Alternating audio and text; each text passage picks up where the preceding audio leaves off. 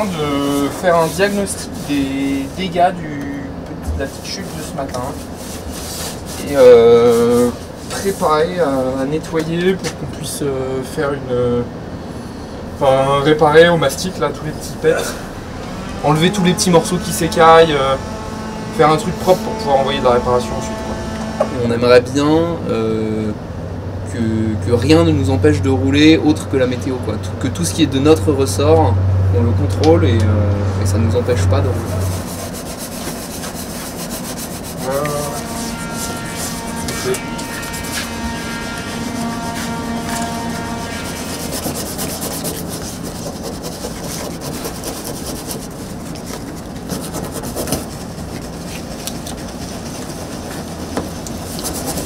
Tellement les places sur les espaces un peu trop. Allez, vraiment.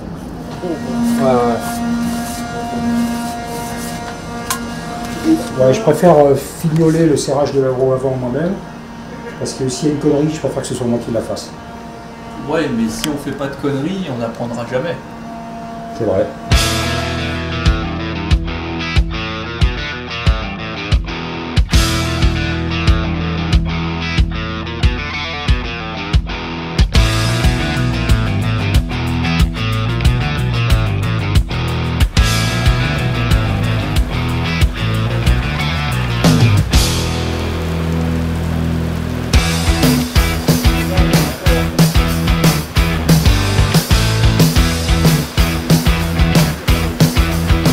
On va rouler dans 2 heures. Donc on va remonter la mécanique du vélo dans le U-Haul pour être à l'abri et puis on va aller là-bas et puis on va voir. S'il n'a pas plu là-bas, c'est peut-être bon, hein. On n'en sait rien.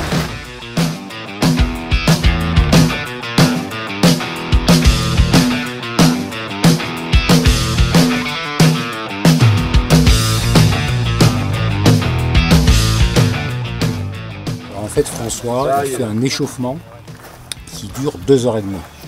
C'est le seul à faire ça. Les autres, ça doit être 20 minutes, une demi-heure à tout casser, quoi. Du coup, on arrive très très en amont pour que François puisse s'entraîner dans le vélo d'entraînement qui est ici.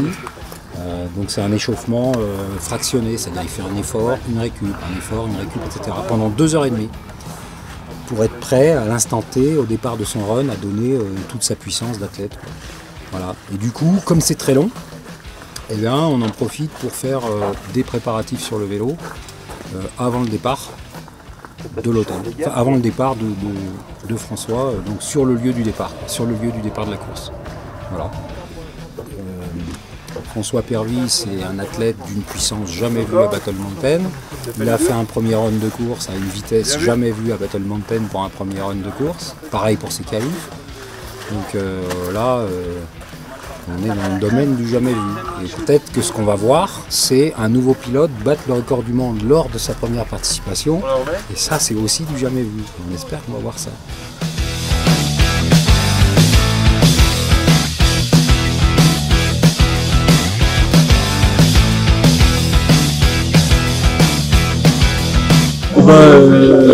Là, on applique une petite cire lustrante sur le vélo.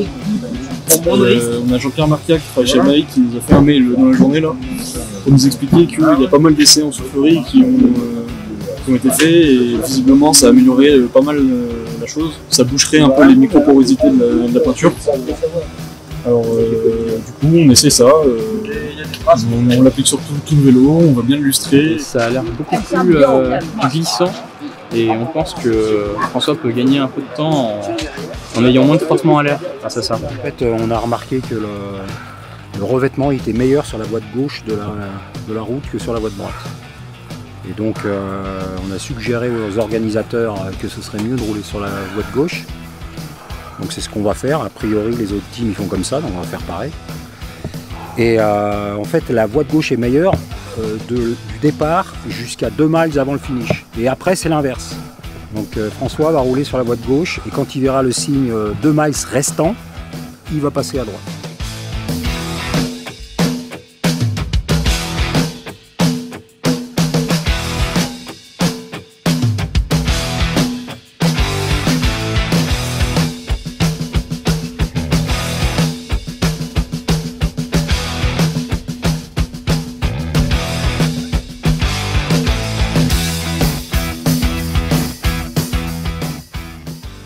Franchement, je vois pas trop ce qui peut nous arriver.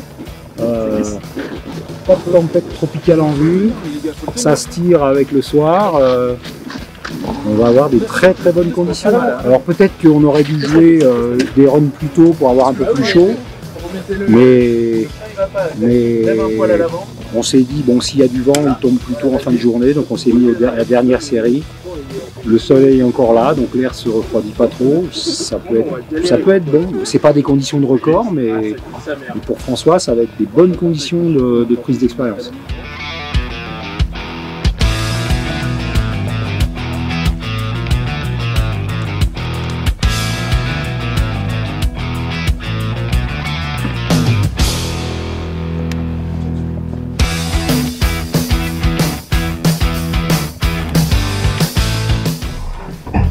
Ouais.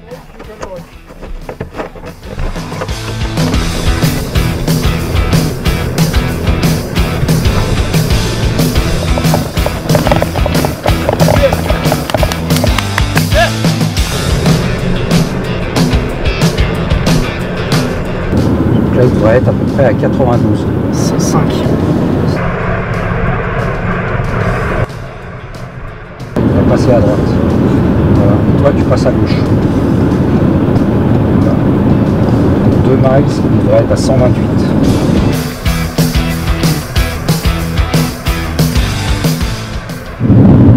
La marche est constant.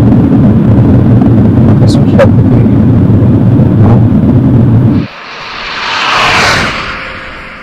Il a levé un peu le pied à partir des 2 derniers miles restants, comme il avait envisagé de faire, juste pour voir s'il pouvait tenir le début de la courbe, mais pas se griller, puisque les conditions météorologiques sont pas excellentes. 200 mètres. Il a l'air bien, là. Il a cassé sa vitesse, il 100 mètres. est bien droit. Voilà. 50 mètres. 30 mètres. 20 mètres. 10 mètres. C'est bon. Bien joué François, bien joué. Pour le moment, t'as tenu le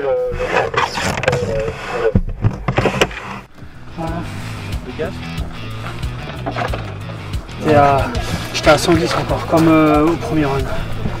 Pourtant j'ai essayé, hein, mais puis je sais pas, j'ai vite manqué d'air. Mauvaise condition aérologique puisque l'air est froid, donc c'est pas propice à la vitesse. Et François il avait décidé de partir sur les bases du record du monde, sur le tableau de marche du record du monde, le plus longtemps possible, donc au moins pour les 2 premiers miles du run. Donc au premier mile il était dans le timing exactement, et au deuxième mile il avait déjà quelques kilomètres/heure de retard. Voilà, et après il a vu que c'était pas bon, donc il a coupé son effort, enfin réduit notablement son effort pour finir son run et pas se cramer pour le jour où il y aura les top conditions. Voilà. Donc voilà, un bon lancement, un catch avec une toute petite touchette, mais c'est vraiment anodin. Donc c'est une prise d'expérience. Il faut qu'on ait des conditions météo vraiment bien pour qu'ils puissent tout donner, quoi. Voilà.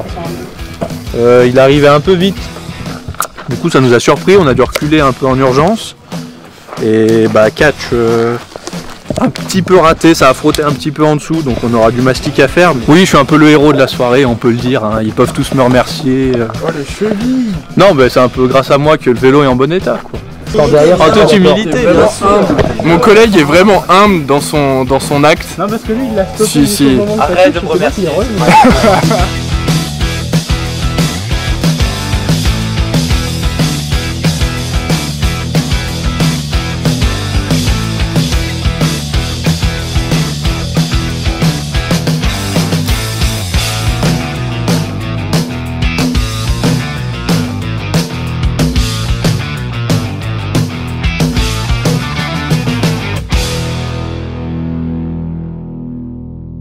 Ouais, gros suceur, ouais. Ah, c'est toi qui as fait le signe.